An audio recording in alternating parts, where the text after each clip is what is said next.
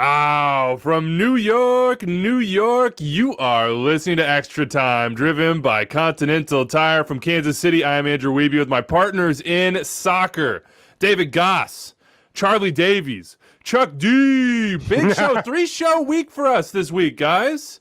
Huge week on Extra Time. I hope you saw that Club and Country that dropped on Wednesday. We're going to get that in just a little bit. Big show coming for you today. Talking U.S. Switzerland real quick because we got a big MLS weekend. The last MLS weekend, the last full slate for about 3 weeks. So watch it, savor it, absorb it. Know that this is your last fix before, like, I don't know, June 19th or something like that. You'll get international soccer, but MLS is going to go on a break for a little while. We're going to go through the winners of this first scheduled burst, the possible losers, those in purgatory, etc., do our normal thing, ESPN Plus Game of the Week, players to watch, hit the mailbag. It's going to be a whole lot of fun at the new MLSsoccer.com, MLS MVP Power Rankings. Probably going to be a Seattle player, Chicharito on top. Go check those out. We got the top 5 MLS exports in Europe this season. We've done that before. Charlie Boehm talked to Deandre Yedlin. He has some incredible things to say, and he put his money where his mouth is with San Diego Loyal. And I got busted predictions for you. Front page right now, MLSsoccer.com. Before we get into it, produce an honors reminder of the day, etc. Can I do a David Goss reminder of the day before we get a produce an honors one? I was on a flow. I was moving. I was rolling. But we got royalty in the house. Broadcast national TV, CBS down here. Paramount Plus, big guy Charlie Davies. I'm shocked we could even fit him into the show. The legend himself, Chuck D. I don't think we gave that enough a glow off the top. I just want to make sure that everyone knows that there are 2 podcasters on here, and then there's national TV down there, Charlie Davies. We gotta lead with that every once in a while.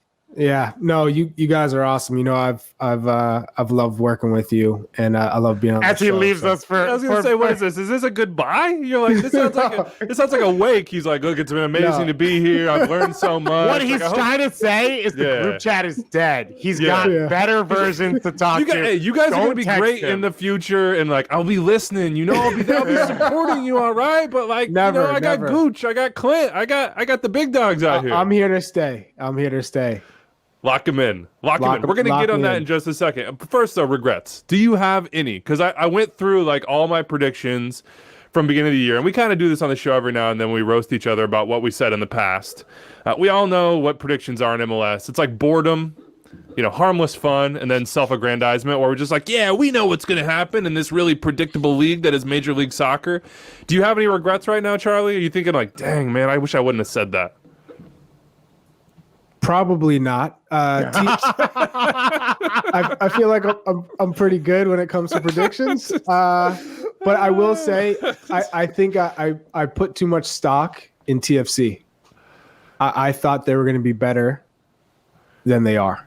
Do you think that there's like a quarterly report here that we're going to get where it's like, oh, Pozuelo is back, and then all of a sudden the stock's going to shoot up? Or is this sort of, this is one maybe to sell and not expect to spike? When you get a player like Pozuelo back in the 11 and fit and healthy, it's going to make a massive difference. You could look at the players across the league. If you take out Lucas Larrayan out of Columbus Crew, they're not the Columbus Crew that we all have come to know. If you take out Carlos Heel out of the Revolution, they are not the Revolution leading the Eastern Conference. So I think Pozuelo is going to be a big boost, but the chemistry, that's the big concern for me. You look at the players that they have. Where is he going to be playing? Where is Soteldo? How's that going to look? There are a number of questions. Akinola, is he going to be the starting striker? Is he going to be fit? Is he going to be there long term? Is he going to be sold? There's all these questions. Is he going to sign? Is he going to join Canada? Is he going to join the U.S. men's national team?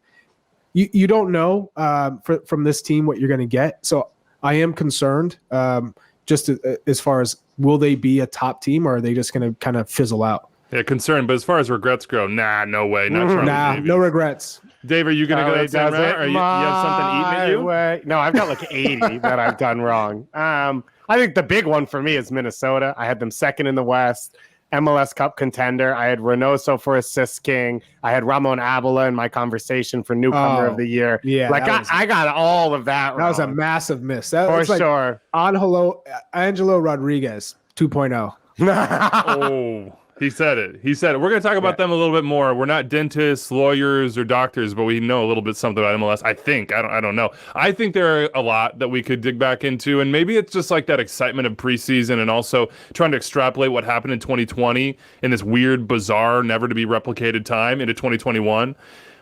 One of them is that I think because of what Josef has been and what he's represented, everybody wanted the Josef Martinez train to just like steam out of the station exactly as it had in 17, 18, and 19. And maybe when I say everyone, I'm just pointing at myself here. Yeah, I see your face right now, 3 Dave. months of shows where he said at some point Weeby used the word father or dad regarding Josef Martinez. The father is back. Was I talking about myself or was I talking about Josef? It was always about Josef. The father is back. Right. Week well, one, look, Daddy's home. He's back in Orlando. Yeah, he's not back to being daddy just yet. Anybody could have told you that. Then why didn't you tell me? Anyway, it took Jordan Morris time. We'll give Josef Martinez time. We should have given him more time as it was. You mentioned the crew, Charlie. I remember sitting on this show, and maybe it was with Doyle. Who knows? It all mixes together at this point. But we were like, Columbus Crew treble? Yes, sirree. And now the only trouble they got is free kicks from Lucas Zelarayan. So, there's some revisionist history about MLS. The flip side is in 2 months, we might all be here saying, actually, we were right in the first place because things change that quickly. Go check out the stuff at MLSsoccer.com, as well as the schedule for this weekend. All the coverage, analysis, highlights will be there. Of course, the Produce and Anders reminder of the day is this. If you're someone who's feeling heartbroken, is feeling a little betrayed by your last go-round with the national team, we get it. We understand. We're here for you. We're here to pull you back in with our latest episode of Club and Country, driven by Continental Tire. And if we can't convince you, listen to our interview with Zach Steffen. He will get you pumped up. He will get you ready for this 4-game slate. Club and Country this week, we had Mo Adu to preview Nations League, to go through the 23-man roster from Greg Berhalter. So if you're like, why aren't they talking about that on the show? That is why we have a full podcast on that, as well as John Arnold to preview Honduras, Costa Rica, and Mexico. Anders, just hit play right now. Let the people hear what Zach Steffen had to say about the ceiling of this U.S. national team. Our first goal is to change the way the world views American soccer, and then our second goal is to obviously qualify for the next World Cup. But then we want to lift trophies. I mean, we believe that if your goal isn't to go there and win these types of tournaments and stuff, then why are you doing what you're doing? And what's the point? So our goal is to lift these trophies, as many trophies as we can, and win as many games as we can. Win the World Cup. That's our goal.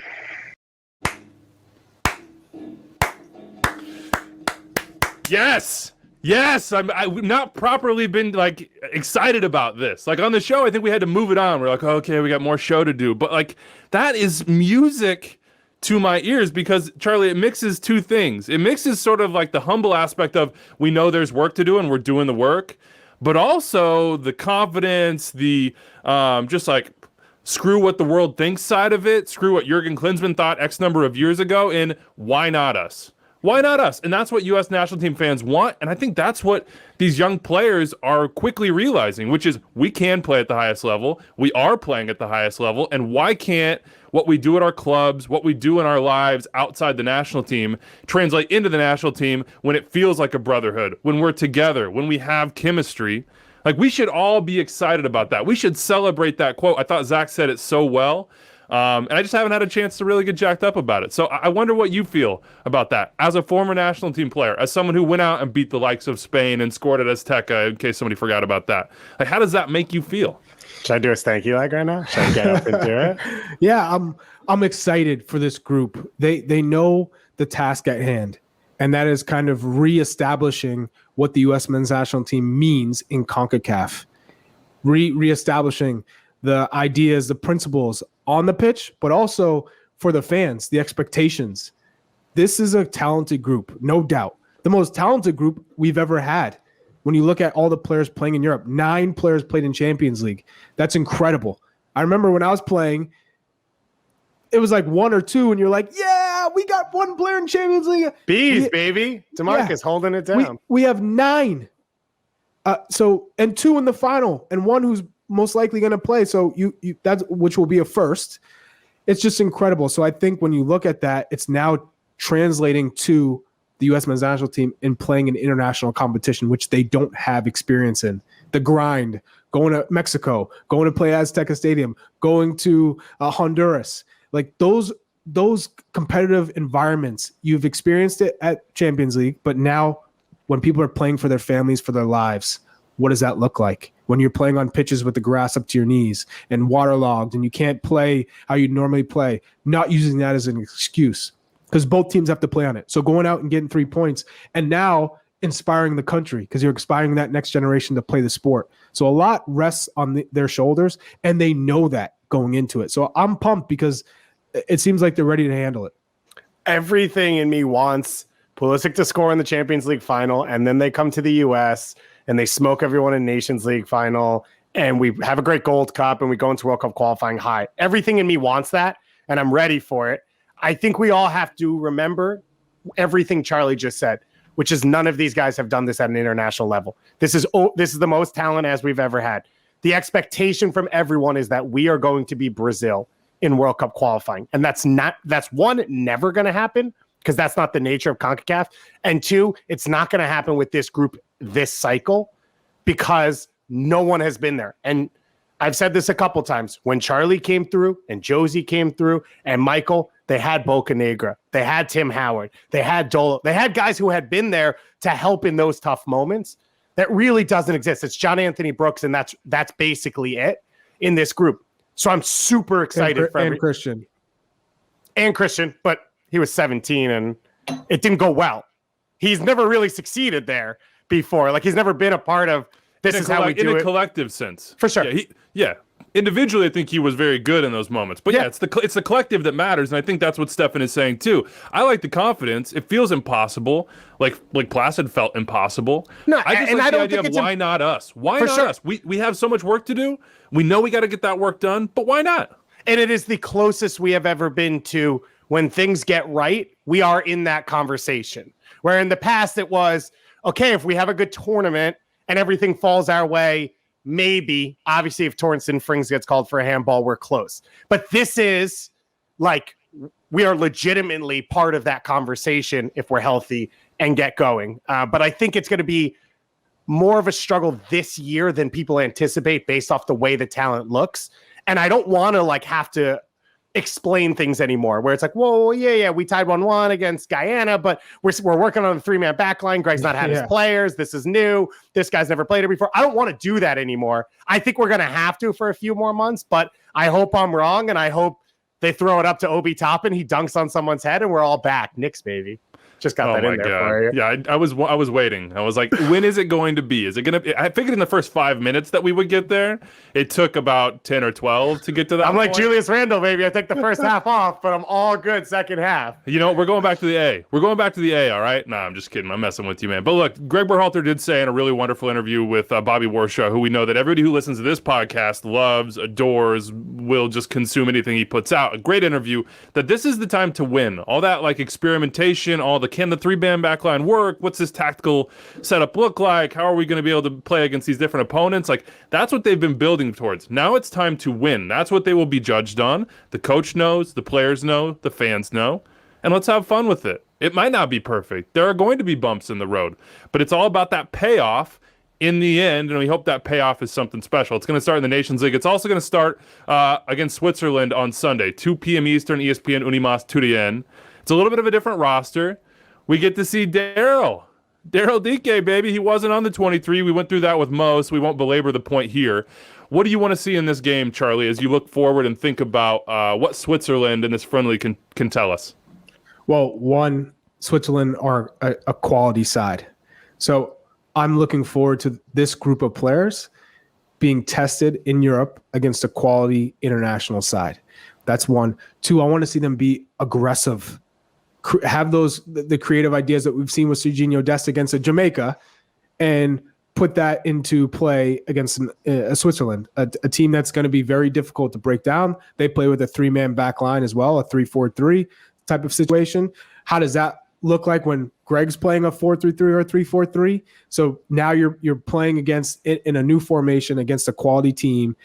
Can you get wide? Can you use the width? Can you whip balls in? What does that striker look like? Is it DK? Is it Sibachu? Is it Sargent?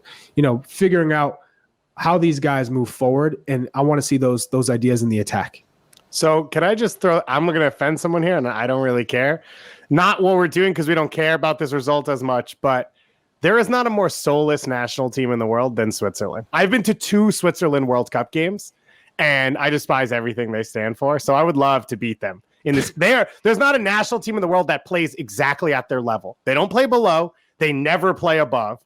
And their fans show up and they're like, it's cool to be here. Let's see what happens, and then we'll move on. Switzerland fans, get Goss right now. You come at Goss. Come for me. Him. I've seen you. I've seen your soul. I know who you are. I know you.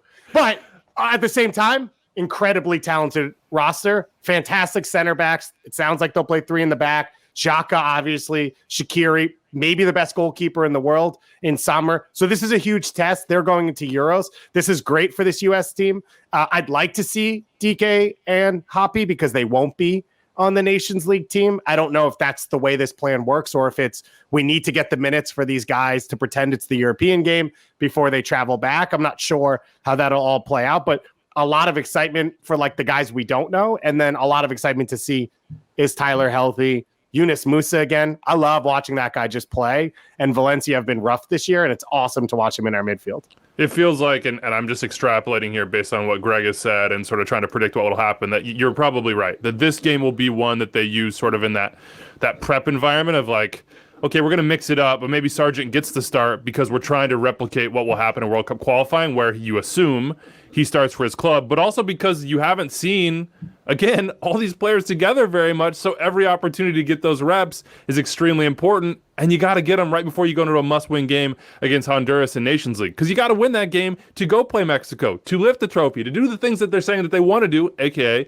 win games. I'm looking at the center back tandem, because that in particular to me feels like an opportunity to get a little bit, at least just a tad of chemistry between guys that haven't been together before. So who will partner John Brooks? Will it be Matt Miazga? Will it be Mark McKenzie? Will it be a 3-man back line, as you sort of said right there, Charlie? Will it be like, I don't know, John in the middle and then like Mark and Tim Ream?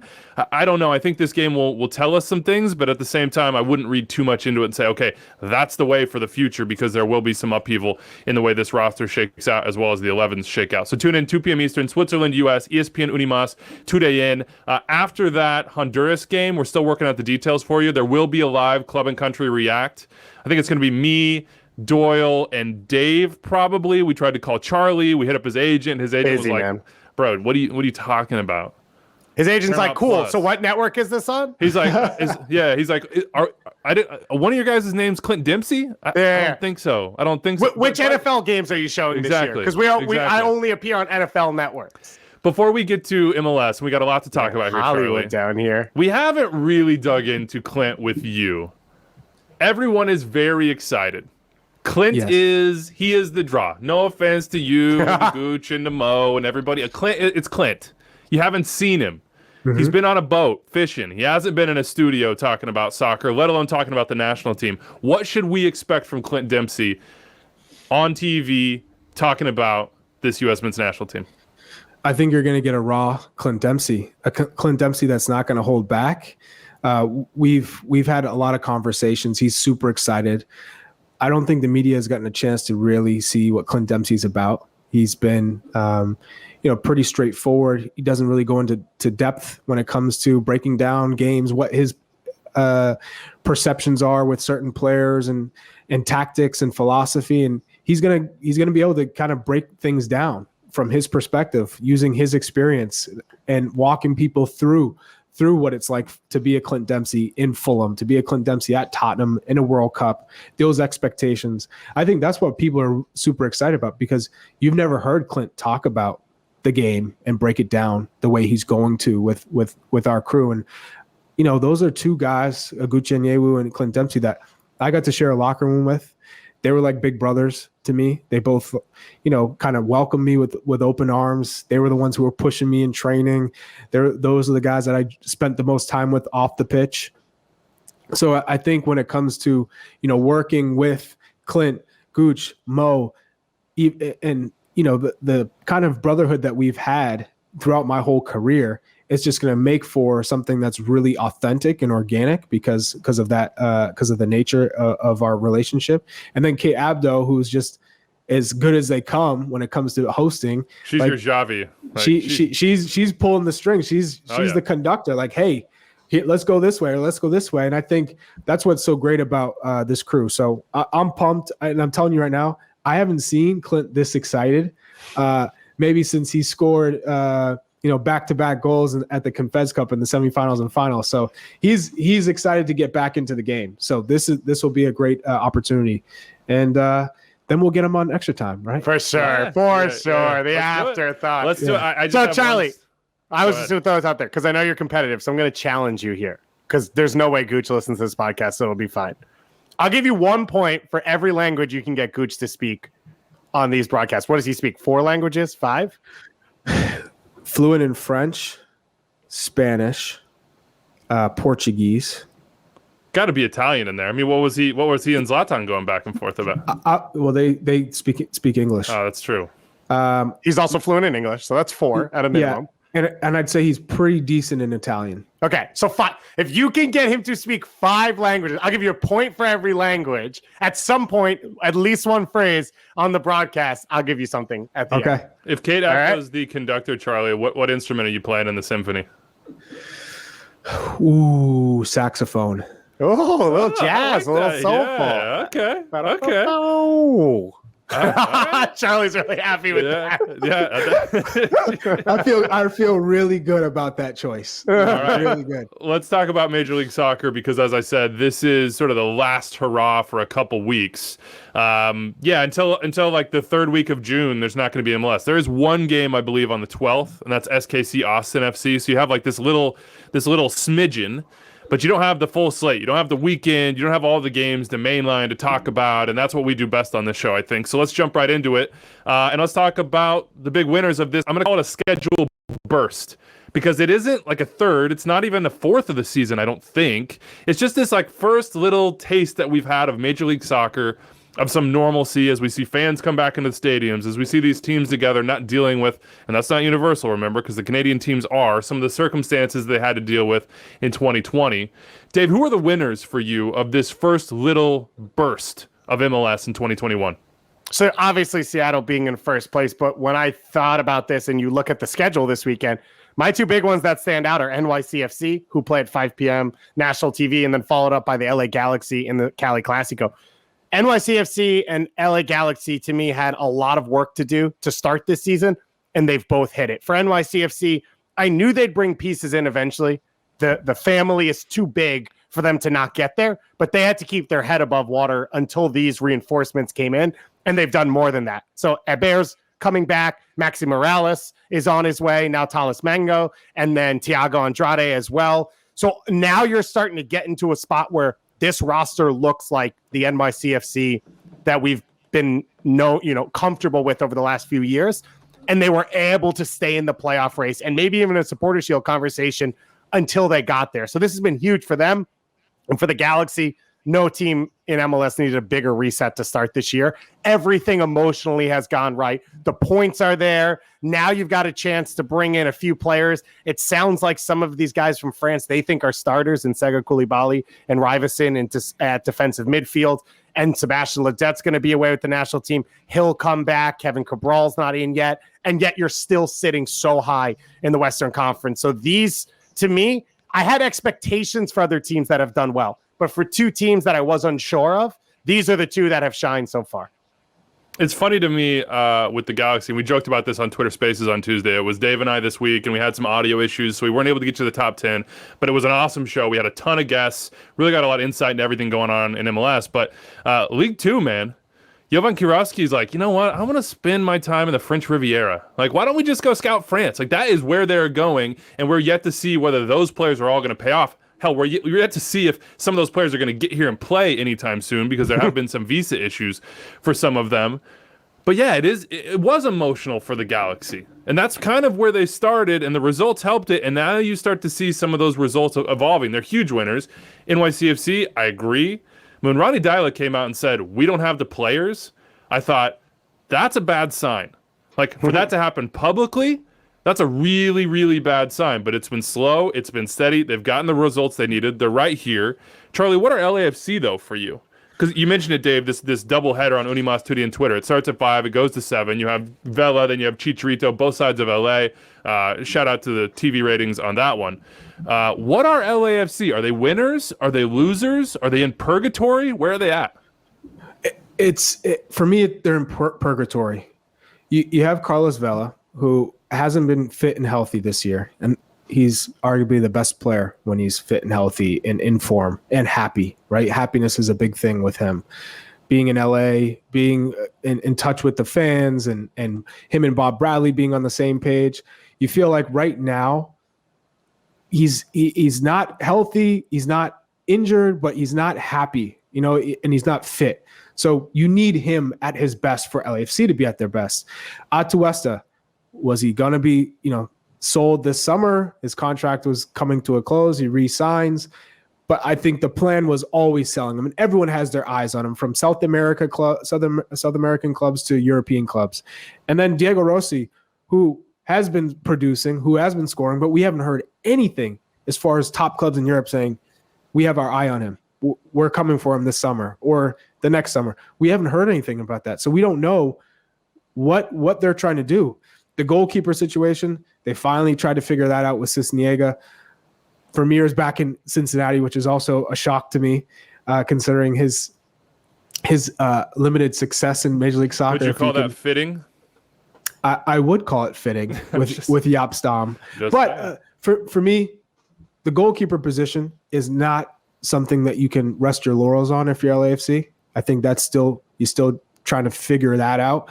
Right back with Blackman, he's not a right back. You're kind of just trying to get him there to be on the field to continue to develop. I think long term he's a center back. I think Murillo's has done a good job filling in next to Eddie Segura. Eddie Segura is a quality center back. We've seen that year after year. The midfield trio is what get LAFC to go, right? You have Mark Anthony Kaye, Atuesta, and Latif Blessing.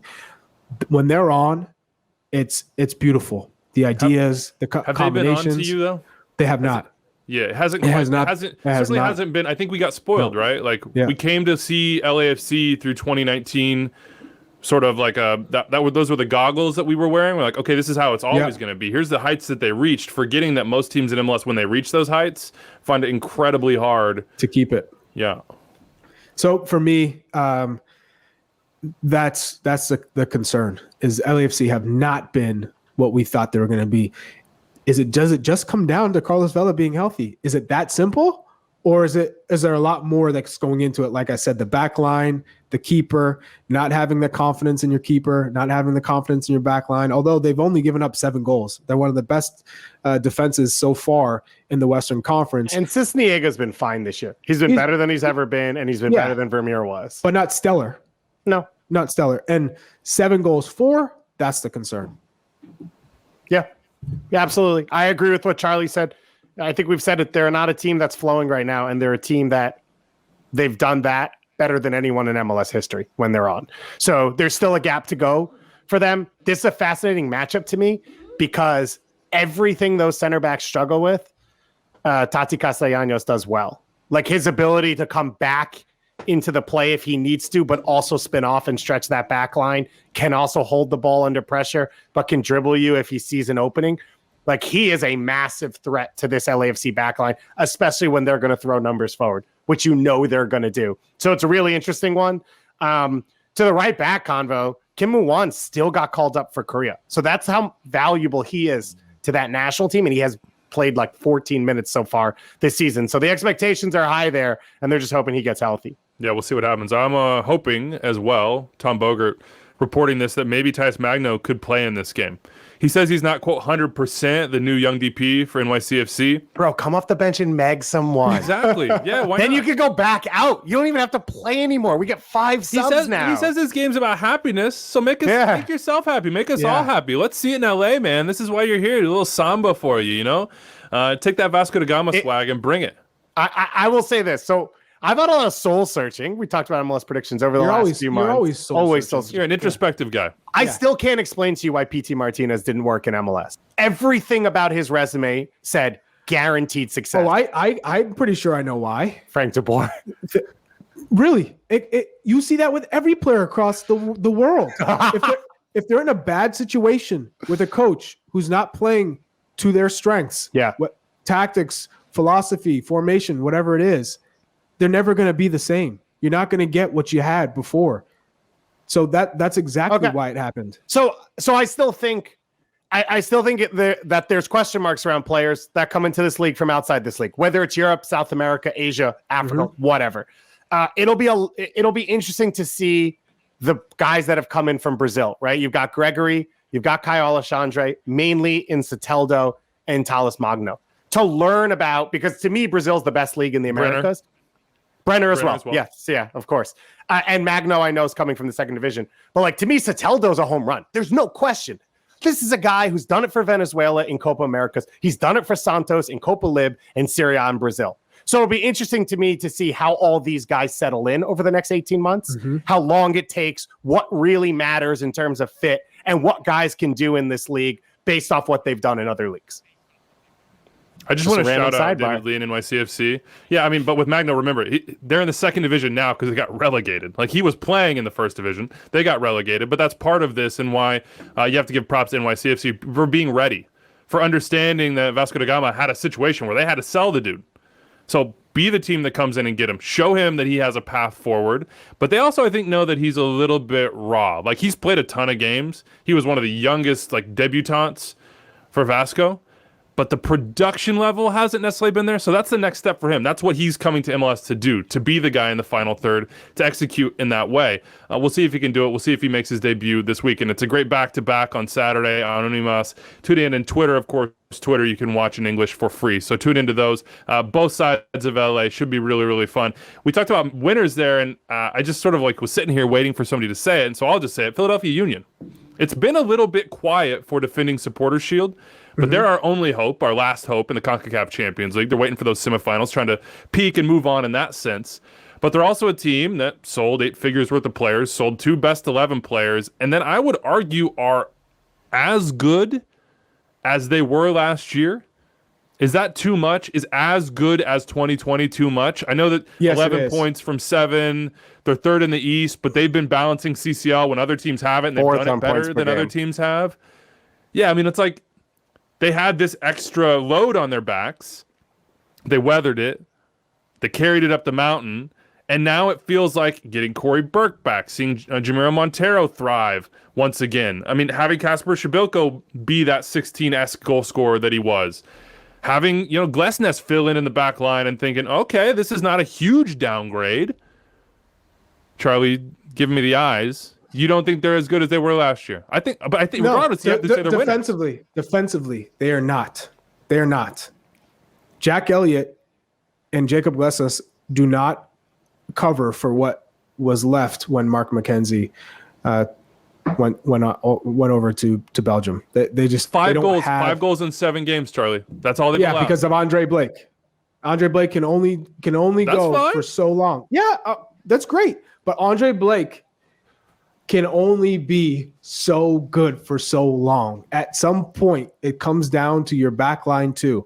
And they have performed super well. I'm not taking anything away from Jacob Glesnes and Jack Elliott.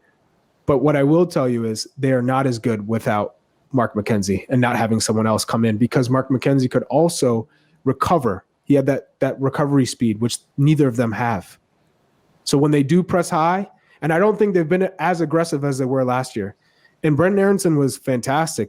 They brought in a number 10. Leon Flock, I think, has also looked good. Different player, but brings something unique to that midfield.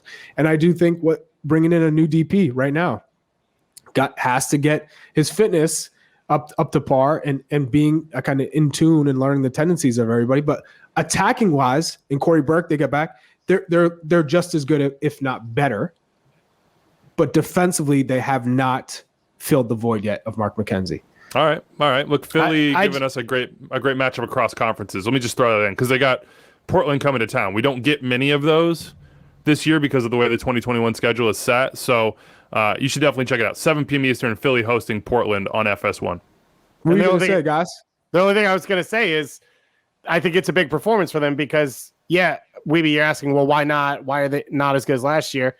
They've played DC and New York Red Bulls their last 2 games. They played New England and they've played Columbus, both of them draws, which have been great, but those teams have struggled to score so far, and then Chicago as well, and they lost to NYCFC. So when you look at the games they've played, the performances haven't been the same.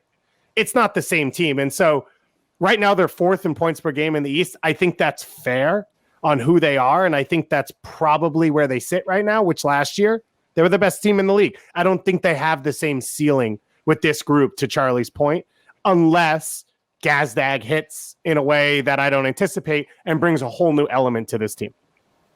The flip side is right now they have 2 losses at home. I don't think that they didn't lose last year on the banks of the Chester, did they? And it should be 3, to be honest. So yeah, this is a big one. The New England draw was really a loss. So, well, it wasn't actually a loss. I understand what you're saying. There was a foul. Stop, Charlie. On appeal, things might have been different. Is that what you're saying? One thing we do need to say here: all thoughts go out to Andy Polo. News dropping this week that he is going to miss the season. A number of injuries from that tackle from the Galaxy's Derek Williams. We also have to say, if you are among the people, or you're seeing it and understanding it's wrong, Derek Williams does not deserve any of the abuse that he's getting. Certainly not in a racial sense, and that seems to be where it's going on his personal accounts, as well as death threats. So that's never okay. This is soccer. It's not that big a deal, Greg. It's soccer. It's not that big a deal. Like.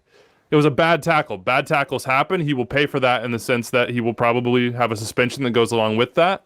But there's literally nothing a person could do that means that that's okay. Just throwing it out there. That's a good way to put it. All right. Sounders Austin FC. That's for you, Cam Weeby. Remember that. Yeah. Fathering through ETR. I'm teaching him the right lesson. I don't even have to teach Charlie's twins. You know they're spot on. They know what they're doing. Wow. We're trying to draw distinctions. What are you trying to say? Oh, I'm just saying the's 2 parents on here. Reese and Dakota are winners, and Cam and Wyatt are in purgatory? Okay. I'm just saying anytime you put 2 things in the same place, there's a winner or loser. There's competition. That's all I'm saying. All right. Seattle Sounders, Austin FC finished the weekend on FS1 as well. That's 9:30 p.m. Eastern. Austin FC seem to have hit a wall, Dave, but what's the wall that they've hit? And are you really concerned about it? I just think you're talking... When you feel them hitting that wall and you're watching them, that's what the results look like. But when you look over long term, the idea is if you can get 1 point per game on the road, you're a playoff team in MLS if you do what is expected at home. And almost every team we've seen have this environment where they build a new stadium, we know the crowd's going to be into it, and they come home, they roll. We saw what Atlanta did their first year. We saw what SKC did when they built their building, Toronto as they finished BMO up, over those years. So the expectation is that's what they need to do. 6 games on the road, 6 points so far for them. So you're out there, you're watching them. Yeah, week after week now they're losing, but because they had that hot start, they're fine where they are, and I think you're not going to lose your principles of play over that. If they can get a draw even between this game in Seattle and that next one in SKC before the June 20th home opener, I think at that point they're fine. At that point, you're looking at 7 points on 8 games. Not perfect, but you are where you need to be. So you have to remember that when you're watching them play. They're running out of energy. They've been on the road for this. Like, no MLS team can go through this and dominate. That's not the expectations. So you just have to remember what the challenge is. What's the difference on a player side, Charlie, between results and performances? Because I definitely agree and understand with the sentiment that, like, hey, 6 points in 6, a point per game on the road, it's all good. That's the results side. The performance side is what we've been watching, which is it hasn't been good enough. And it hasn't matched up to that early quick start that had people saying, my God, look at the way they play, look how direct they are, look how they turn you over, and then get into dangerous positions. So as a player, when you're in the middle of it, you might understand that the results are okay, but what do you start thinking when the performances don't go right? Well, I think there's a fine balance between getting results, not playing well, but we came away with a point, or we didn't play that well, but we got the 3 points, and being okay, let's reset, move on to the next one, versus we have 5 games that we've played. We've played only well in 2. The 3, subsequent games we weren't connecting passes. There weren't ideas. There weren't combinations. There was no style. We were just on the field playing a game. In fairness, because you're going to talk about the New England one, not that it was an incorrect call, but they were getting a result in KC before Ring got the red card, and then they played poorly without him because he is their most important player. Right. So just throw that out there. Yeah, so I'm just saying, in the locker room, guys start talking. What do we need to do better? What's the video sessions look like? How is Josh Wolf breaking it down? Is it more of a uplifting speech and saying like, or is it more of a you're not doing this well, you're not doing this well? And then that's kind of where you see the mood of the team. Is it a positive nature or is it a negative nature? And if it's positive, there's always room to improve. Everyone's kind of working. We're new in the league. We're playing on the road. Slow versus, oh man, we're not playing well. We need new players, or we need to go in a new formation or a new direction. Those are the two attitudes to have. Right now, it seems to me that Austin's still trying to figure out. They realize we're new, and a lot of new players, and they're taking it slow, step by step. So I don't see the panic mode. I see it as, we know once that home stadium comes and we're open, we're playing at home in front of our own fans, we're not traveling, things are going to change. Now, I also mentioned Ring out for that suspension, which obviously was huge. Depth now will be tested. Romana goes out from this game against Nashville. He was cramping, it looked like. Maybe a hamstring. We don't know what that injury is. Obviously, Ben Sweat out for the year, and I think Hector Jimenez, the big injury in LA as well. So they're starting to get tested in ways where I like the way they put this team together. A lot of solid MLS pieces. But now you're starting to see everyone has to perform because there's nowhere to hide. The other thing from an attacking perspective that I'm not saying you're going to be concerned with, but you see as a potential for growth, is that Jared Stroud and Diego Fagundes have been your best attacking players. For sure. And that was not the way it was supposed to be, at least on paper. It was supposed to be Cecilio Dominguez, and then it was supposed to be Thomas Pochettino. But again, to go back to what we were saying about Magno, and what we always say about players who come into this league, let alone into an expansion team where you're not walking into an established culture, style of play, etc., that's been there for a while, there is a transition period. The question is, how long will the transition period be for Pochettino and Dominguez? And if they don't start to be productive or special, even in bursts, what does that mean for the ceiling, for the playoff potential of Austin? So 2 great doubleheaders on national TV this weekend in Major League Soccer, one on each day. Saturday, of course, you have the Unimas, TUDN, and Twitter doubleheader, the 2 LA teams, LAFC hosting NYCFC, and then Galaxy hosting the Earthquakes in the Cali Classico, hoping for a little Goonie magic from Wando on the back of end of that. We'll see if that happens. This game always has fireworks. It's always really fun. And then FS1, Philly, Portland starting at 7, and then on to Seattle and Austin FC. So a little Pacific Northwest action for you there. Let's get to our ESPN Plus game of the week. Are you watching the games or just looking at the stats? You know what we do on this show. Charlie, shock us, man. Surprise us. You know where I'm going with this one. I have no idea. You have no idea. I'm going Real Salt Lake hosting Minnesota United. Give me that rematch from April 24th when David Ochoa booted that ball at the end of the game into the Wonderwall and saying, yeah, this is a rivalry. We just took 3 points. How do you like them apples? Yeah, but and then use it. Oh no, fans were calling for it. He was kids were calling for the ball. He was trying to. There was a little kid up there. He was saying, "Hey, David, you're my favorite goalkeeper at the U23 Olympic tournament. Please boot it up here to me." But he's not there. David Ochoa is with the U.S. national team. Greg Berhalter, I'm just joking here, tongue in cheek, robbed us of a wonderful experience in MLS pettiness. He took it away from us. But the rivalry's still there. You know it's still there. Yeah, that's true. So for me, it's Rubio Rubin, who's been a sensation for Salt Lake. What does that look like now? Is this his game? Does he continue to score goals in big moments? They're playing at home. I think for Minnesota United, they still have some problems to solve, even though Emmanuel Reynoso is just a baller. But I don't think he's going to play. He's a baller. I don't think he's going to play. He hasn't been training. So if you take him out of the equation, what does this team look like? Is it back to just defending and there's no style to it? There's no flavor to it. 1,000%. And Abila, like I said, has been Angelo Rodriguez 2.0. What do you get from him?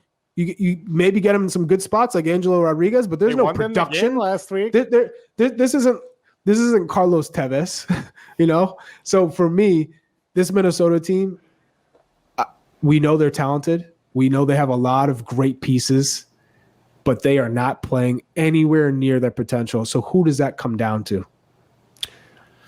I agree with the not playing near their potential. I think the one thing that they have Well, and they didn't have a choice, to be fair. They lost their first 4 games. They had to figure this out, which was they had to go the route of results over performance. Right? They had to just say it doesn't matter how we get it anymore. And oh, by the way, we're not getting it any other way. So let's just grind it out. Let's get 1-0s. So like 1-0s for them are fine for a while until Reynoso's healthy, until the DP is, and I always butcher. Who knew? But it sounds like he'll maybe appear this week. It looks good in training. Fragapane's, I believe, either in with training, them, but I don't know if he's available. It's like a weird middle ground right now. So help is coming for them. Where that style, that flavor that you're talking about, Charlie, and once Reynoso has some chemistry with them as well, you hope that it would be at like hot boy levels, but you never know. I did find it interesting.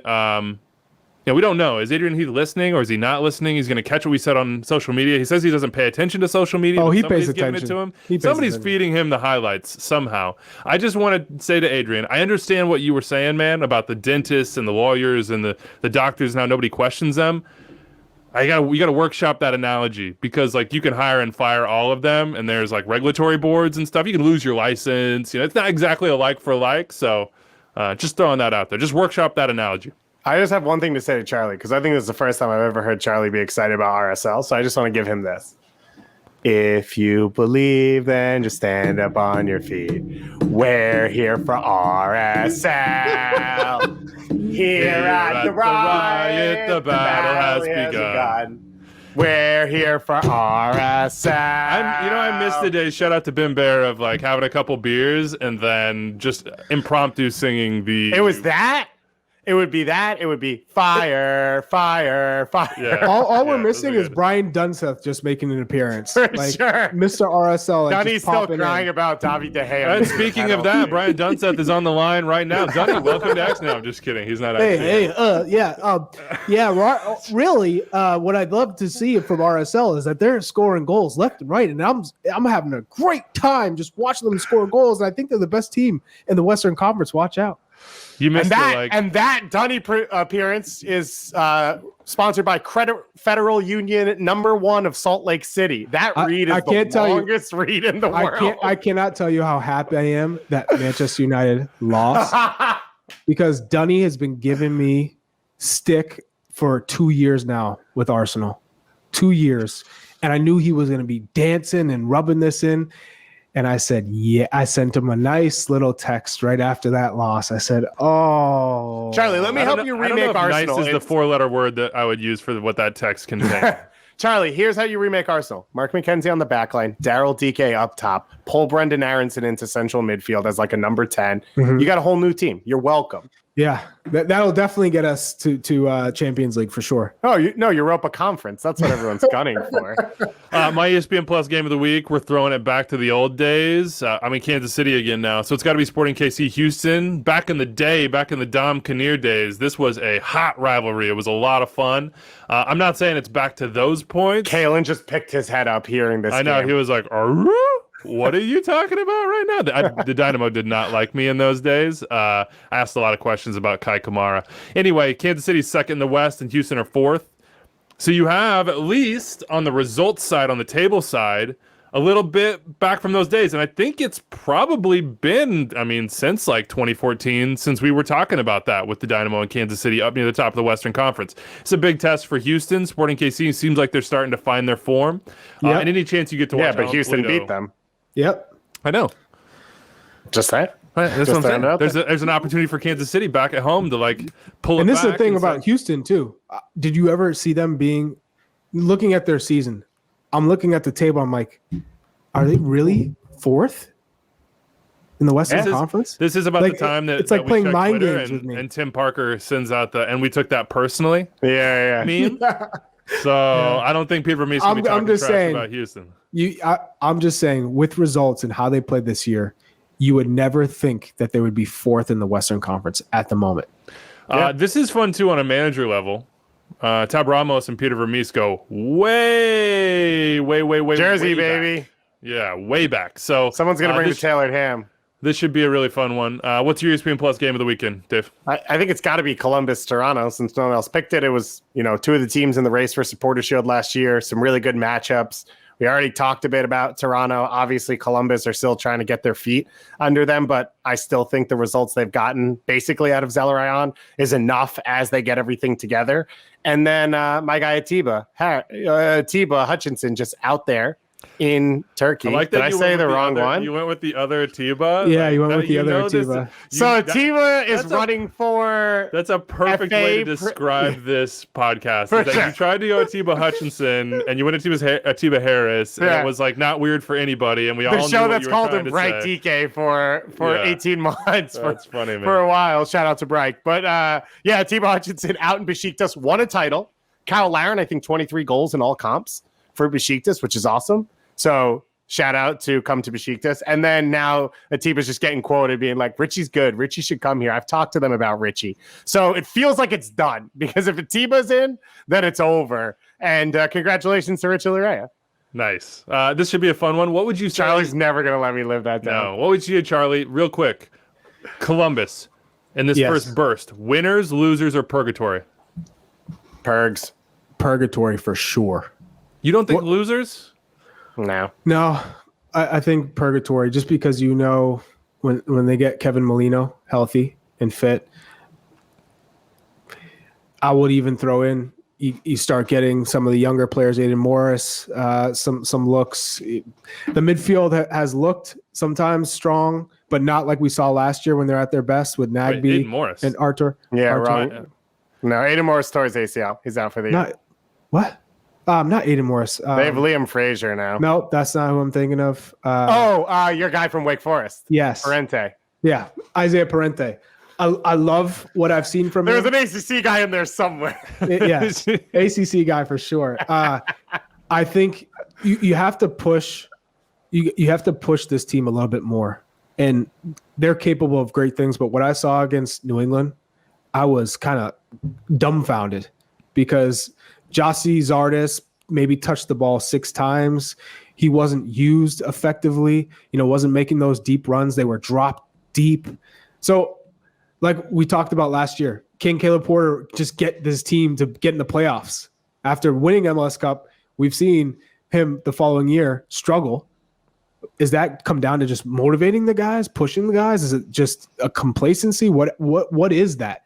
I need more from the Columbus Crew because they're super talented. That's why I think it's purgatory, not loser mode yet, because Kevin Molino, I think once he gets going in this squad, will be that piece that they need. Because the potential's still there, and there's still a lot of time. Yeah, they're in the playoff spot. No, they're just outside. They're just outside. Well, on points per game, they're in. That's true. Which is where you should be looking right now. Don't disrespect Club de Foot like that, all right? They're in the playoffs. They're like 4 points behind second place. It's tight right now for a lot of these teams if you've gotten some results, and that's what Columbus has done, right? They've limped themselves to enough results. CCL is disappointing. That's a place where you could say they're losers in that they had a clear idea of how to build a roster that could compete in CCL, and they weren't able to do that. And it was a terrible performance in Monterrey, as well as the heartbreaking way that the game went in Columbus, even though their performance was good there. So for all of that, you could say losers, but for MLS play, they're fine where they're at. They're sitting on the banks of the river Styx with the half the other teams. You guys Speaking of, you guys not pumped about my Greek reference? I liked it. I like that. I just didn't know how to. I didn't feel like I had something of equal quality or value. So, dude, Atiba Harris running for president of the FA of St. Kitts and Nevis. So vote for Atiba, baby. Speaking of Club de Foot. Djordje Mihailovic has had a lot to say this year, and I respect him for saying it. He was not happy with a lot of folks out there for thinking Montreal were going to be poor, and they have not been poor. They've been much better than anybody expected right now, despite the points per game. They're in the playoff field, and despite the loss to FC Cincinnati. You got to whisper that one. I don't think their fans are too happy about that one, but they've got the revenge game this weekend. He is going back to Chicago, and it gets the weekend started at 1 p.m. Eastern on MLS Live on ESPN+. Here's what Djordje had to say. Clearly he was asked about whether it was revenge. Revenge? Okay, maybe a little bit, maybe more than a little bit. All right, it'll be emotional, says Djordje Mihailovic. Here's the other quote.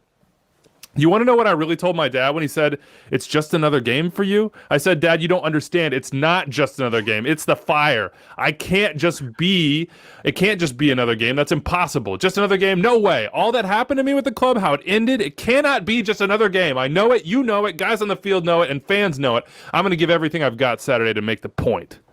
I love that. George is pretty pissed that his dad threw him under the bus. Yeah, yeah. When you're hitting the direct quotes from dad as like a literary device, that's pretty entertaining. But I agree with you. This, first of all, we talked about it with Eric Williamson and the tweet after the Jackson Ewell performance against San Jose. Like, one, we want this. We want it. We know it matters to you. Let the fans know. Let us know a little bit about that and bring a little bit more color to these games. And I think for everyone who does, they're kind of rewarded for it, right? Like, you start to see and connect with them emotionally. The other thing is, we're still in a place where it's so wild that a player who came through an MLS academy, a young American, is a number 10 that got moved for $1 million in allocation, is a centerpiece for a second team in MLS, and then can have these conversations where he's like, I want to go back and make these guys pay. This isn't a guy talking about coming off the bench and making a difference because it matters to him. This is a guy who's going to control the game. So it's awesome to see that.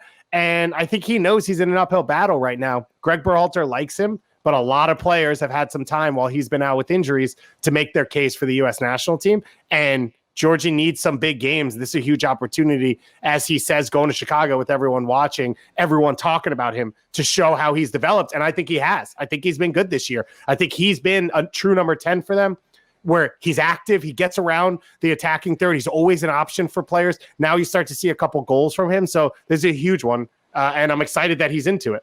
You're going to boo me off the stage right now. You're going to just hate me. I already know it. I've been thinking it this whole time. I'm prepared for the brushback here. So I'm big into golf right now. That's what happens when you move to Kansas City. Don't talk about Brett Konopka or whoever this person is. Brett Konopka? Who is it? Koepka. Yeah, but look, part of the Brett Konopka. I'm into that. I'm into you just like completely. I don't know killing golfers. Yeah, but anyway, there's this whole beef right now here with Bryson DeChambeau and him, but they have this thing in the PGA that's going to come where like the top 10 and sort of like buzz get extra money. There's like it's like a $40 million pot. It's something insane. Where if you are among the top on like the metrics and social media, et cetera, I think we lost Charlie right now. Charlie he doesn't get a cut of the $40 million. He doesn't need it, dude. He's national TV. We always talk about how we want more villains, more personality, more honesty, more just sort of like more raw emotion and thoughts, not the sort of, manicured PR, like I'm not going to take a chance. I don't want to get any brushback over this side of MLS. We want the good stuff. What if we had a pool for players who were buzzworthy? So who's pulling this money together? I don't know. That's a good question. Just from the ETR budget, because it'll be a very small pool. Crowdfunding. We just go hit. We go crowdfund this. But I think I don't know how to best say this, but it's just I think if you are a player who puts yourself out there, it's hard to see long term, but you are rewarded by being always relevant, getting opportunities post-playing career. But I also think fans resonate with them, and you do get that buzz. And I think those players, I'd say for one, Zarek Valentin, right? Always out there, always honest. The Portland Timbers fans adore him.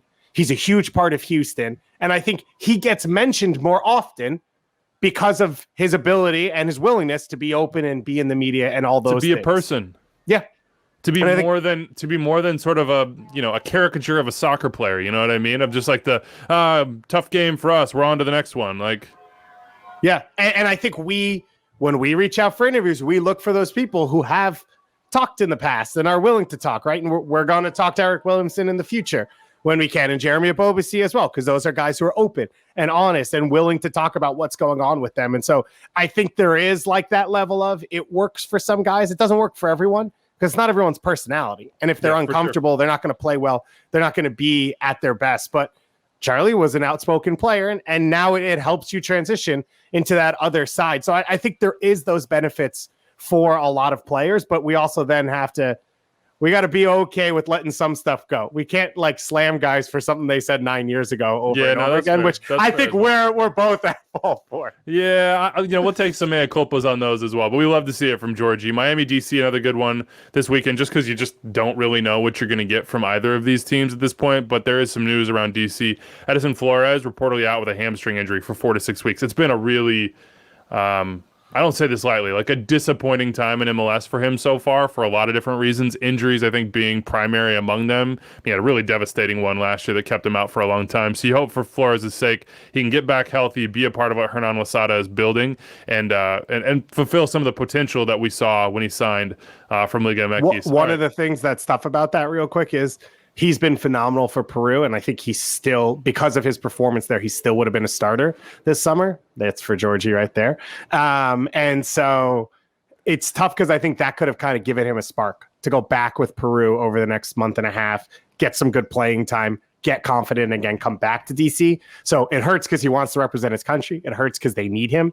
And I think it then hurts because this could have been a boost for DC that they're not going to get. Yeah, who knows? Maybe Copa America. Who knows? I'll just say who knows with Copa America. And but 4 to 6 weeks from now, even if it happens, I don't think I'm saying he's going. the entire tournament. For sure, but I don't. Right.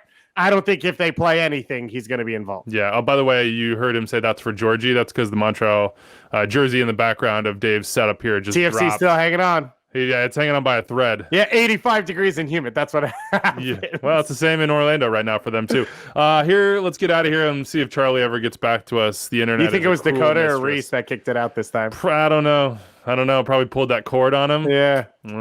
Charlie. Who's the player? You shouldn't put the Wi-Fi router inside the soccer ball. That's a mistake. That is a mistake. Who are you back and have a big game this weekend? Who's your MLS fantasy play? It's a reminder, by the way, for all of us, myself included, to set your lineup. I actually 99 points last week. I captained Lucas Zelarayan, which helped. I think that was about 50 of it. So it actually wasn't a bad week for me last week. So looking around the games, you got to start to look one injuries matchup based around now. But I think for me, it's Jamiro Montero. Portland's going cross country. They still don't have Mabiala. We don't know if they'll have Diego Chara.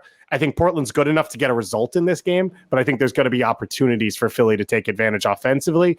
And I love Shabilko. I like the way he's played this year, but Jim Curtin's not scared to move that front line around. He's given Burke opportunities. He's given Santos opportunities. So guaranteed attacking player, guaranteed start. I go with Jamiro Montero. Since Charlie's gone, that gives me the opportunity to straight up hijack his choice. So I appreciate you, Charlie, because it's Carly's heel. He is at the very, very top of every single basically attacking, passing, chance creation category outside of just straight up raw goals in the league. But at the right beginning now. of the show, you said MLS MVP power rankings and you didn't say his name. You said I just threw out Chicharito and someone else. I was just trying to promote the piece on MLSsoccer.com. Oh, okay. We all know it's a popularity contest anyway, so that's why Seattle and LA were mentioned. But you're going to Cincinnati. You're Carlos Heel. You know they can't deal with you. You know there are going to be chances. You know there's going to be busted plays just because of the way Cincinnati is right now. So I think Carlos Heel is a good one. If Cincinnati wins this game, maybe behind Galaxy El Tráfico, it'll be the biggest win so far of the season. Like if they were to come home now in front of their fans, get a win against legitimately the best team in the Eastern Conference going into this international break from an emotional point of view, that would be massive. So it would be, but pretty big opportunity. If the word "if" is doing a lot of heavy lifting in that scenario, like really, a lot is on if's back in that sense. A lot there. I would also throw out Cole Bassett. We haven't talked about the Rapids on this show, but Colorado hosting Dallas. I feel like Cole Bassett is a guy to look at on your fantasy team as well. And Rubio Rubin is a good play. I think he's still pretty cheap right now as far as price goes. So that's maybe one that you'd like to look at too. All right, let's get into the mailbag before we get out of here. And I think we're just going to bid adieu to one Charlie Davies and say, great work, Charlie. And now I'm like a little bit worried. I'm like, did Paramount Plus just call? Yeah, for sure. CBS is like, look, we told you, we got to pull the plug at exactly what, like, I don't know, what was it, like 12:35 Eastern time? You're out of there. Extra time is over for you. Here's the thing. His agent told us we pay for an hour, we get an hour. We go 1 hour, 1 second over. Charlie just cuts off. You put another quarter in. It's a whole situation. There's no stoppage time in these contracts. Exactly. It's exactly an hour. What do we got in the mailbag? So we got a call. Now Charlie's FaceTiming me. Can we do this live on the show? Answer that, Charlie. please. His battery died, says Anders. We can't hear him. Wait, Charlie, I got to pull my headphones out so that everyone can hear you. Hang on. Give us your best excuse, man. Get it right into the microphone here. And as we wait for him, I'll remind you, 401-206-0MLS. That's the text for the Hot Take hotline. We check that every single day. Extra time at MLSsoccer.com. Oh, no, it's not working. Wow. IT lessons with David Goss. Still can't hear him. Man, I'm trying to FaceTime people on the same computer that I'm doing this on. I got all these headphones and microphones going out. All right, Charlie, try one more time. My fantasy player for the week is Carlos Hill playing against Cincinnati. You can barely hear him. So I'm going with Carlos Hill as my fantasy player. Too late. You heard it here right now. Yeah, you heard it there first, huh, Charlie? Too late. I stole him from you. 14 goals is going to turn heads. He's going to get the stats. I'll let you play. Charlie, thanks for calling in. Yeah, this is a great episode of Time Radio. First time, long time. Real professionals here. I mean, I you know what? These are the moments that make this show the best. I love spending time with you guys. It's like the highlight of my week. Of just the pure ridiculous. I hope at home you're not listening being like, these idiots. I'm turning this off. I'm assuming there's some sort of feedback going on because then I had you coming out through my mic, so I think that's going to be miserable for everyone. So on that, I also love that you got it in first. So Charlie doesn't know that you've already made the Carlos Hill. You know what? I should have never said that it was Charlie's and I stole it. Yeah. I should have just completely claimed it as my own and be like, oh, look at Charlie just stealing my analysis. Typical. All right, what do we got? Okay, so we got a phone call. I got 2 phone calls this week. One from Charlie. The other one was the Hot Take hotline, 401-206-0MLS, right? Yeah. Mm-hmm. So I would tell everyone, all your USMNT reaction the next week or so, send it there immediately because we're doing these post-game shows, as you said. We're going to be coming on next week after the Switzerland game as well. You can send it while you're watching. You can send it instantly. Whatever it is, we're going to be trolling through there. I feel like we get sort of better quality stuff than Twitter sometimes there, but we'll be on Twitter as well. So feel free to put that in there. Mike called in and said he's looking out for Valeri to break a record 100 and 100 this season. So 100 goals, 100 assists in his career. I looked it up. He asked basically, do his postseason stats count? So regular season, he's on 85 goals, 89 assists. Postseason, he's got 6 goals, 8 assists. Are you allowed to add those on? No, you're not. You're not. And we've had this debate a ton because of Landon Donovan and all his records and his amount of production in the playoffs. Who leads that? Is that the Brian Strauss argument?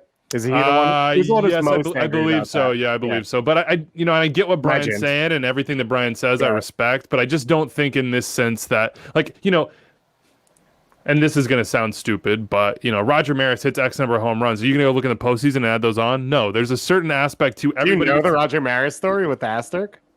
Not completely. They extended the regular season, so he broke Babe Ruth's record, but in the extra, he did it in more regular season games, hence the asterisk. Well, see, and that's what I'm saying here, and I should have known that story because I used to be a baseball guy. But the reason why regular season records, and I know that the games played in MLS change, and that's why it's all weird, but it's because it's like for like with all of your peers. So, I don't think that you can say, oh, well, Diego gets these extras or Landon gets these extras because they're in the postseason, et cetera, et cetera. There are collective reasons that you're in the postseason that one single player can't control. So, Diego to get 100, he's got to do it in the regular season. And we go 85-89. My fervent belief is that he will get there someday in MLS, but not that this it will year. not be in 2021. Yeah. 15 goals is a lot to get out of the rest of this year. I understand the playoff argument. I've always disagreed because you're literally saying in the same league, they were 1, more successful to get to the playoffs, and 2, they then performed at the highest level. But it's not the same competition. It is harder. It is 100% harder. There's no world in which an MLS playoff game isn't more difficult to score in than an MLS regular season game. But sure. I understand fairness. I understand stats. That's for you baseball nerds over there. I'm just the Roger Maris guy over here. We got a text from Unknown, fair, because they're pretty mad at us, which is, y'all just keep blatantly disrespecting Nashville SC, and I am not here for it. Second week in a row, you ignored us, talked about the Sunday night match for 1 minute, and spent it all talking about Austin. Terrible, guys. It's just terrible. How many teams in MLS, when it starts with y'all from the text line, can you just knock off immediately? It's normally you're looking, like, it's coming Dallas, from Houston, or Nashville. Yeah, or maybe you could get it out of Florida too. Maybe. I mean, Charlotte eventually. Anders says KC in our little private chat here. Anders, Is that you don't true? know. Yeah, no, Anders, I don't you think we've know ever anything. gotten that. You know nothing about We Kansas City. do get the random San Jose, LA fans in like Nevada, Utah, Arizona area. Yeah, but I don't as think well. they're going to toss in y'all. Let's talk about Nashville real quick. I think the biggest topic for them is why are they not more efficient from a goal scoring perspective? Because they have a lot of chances created. Like, they're up near the top of the league in those categories. I think they have the largest difference between expected goals to goals scored. So, a.k.a. they're the worst finishers in MLS, but I think they're one of the top 3 creators. What does that mean as we say that for Djordje Cadiz? Because I want to say it's the summer. I think it's can correct me July if 30th. If I'm wrong, that the summer window is when they would have to exercise the option to sign him permanently. Now maybe they could get like an extended loan, perhaps. I think there's different ways they could go, but the reality of it is right now is he's not performing. The finishing is what's poor, and he is purely there to be a finisher, as is CJ and Dom as well. So it falls on all of them. Hani Mukhtar takes some of that credit as well. He's missed some really big opportunities. If I'm Nashville, looking at the way we're playing, I can get what I'm getting from Cadiz in Baji, Rios, and Sapong. So there's no reason for me to make a permanent transfer for a designated player if what he's giving me is the same as what I'm getting from everyone else. That's where it stands in my mind. The only reason it's different is if Benfica says, we'll give you a deal, and Nashville's thinking, well, we can get him for a rate that we actually just can't go out and get another player for. Yeah. But a DP is not that case. Okay. I agree with you. I think right now it's hard to justify a DP spot unless you start to see a whole lot more and some consistency as well. He's getting in good positions. He's also, the ball he served last weekend for the goal was really, really nice as well. So there's something to that. It's just a question of how do you all fit it in as far as the roster goes. And we know that Mike Jacobs is big on that side of roster construction as well. So does it make sense for them? What else we have? I think we have about 5 minutes left here.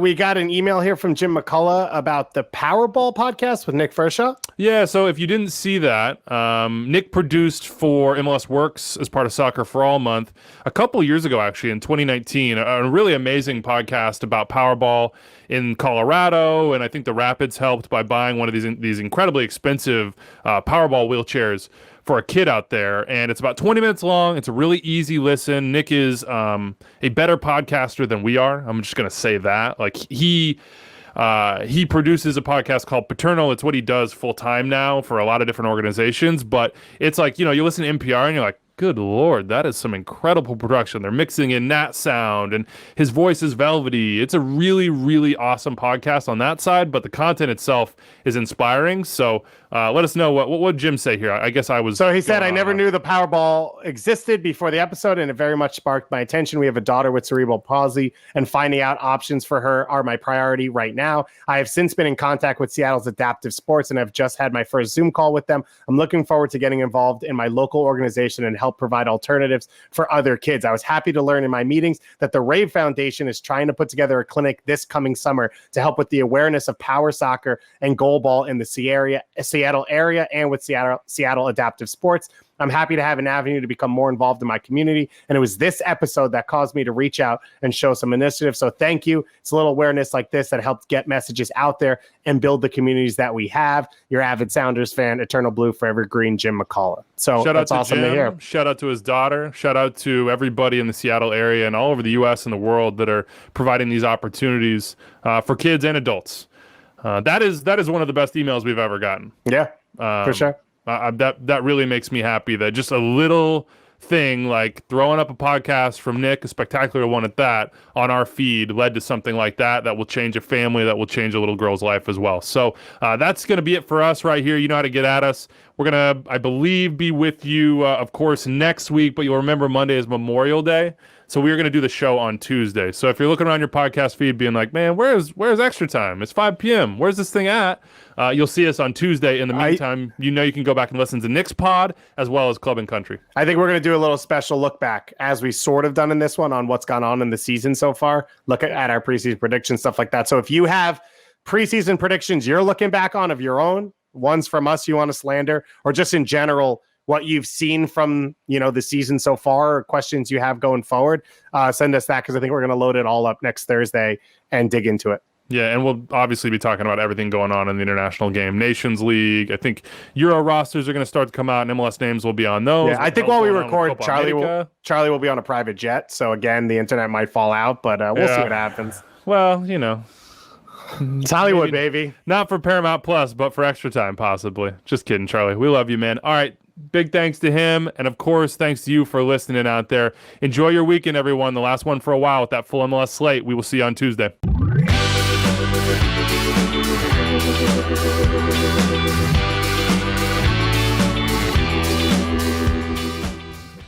So you made it through and even enjoyed more than an hour of MLS talk with Extra Time driven by Continental Tire. That means that you should go subscribe to our podcast wherever you listen to them, and you should also check out more Extra Time on the MLS YouTube channel. If I can point right there, click right there, and subscribe to the MLS channel right here. Have a great day, folks.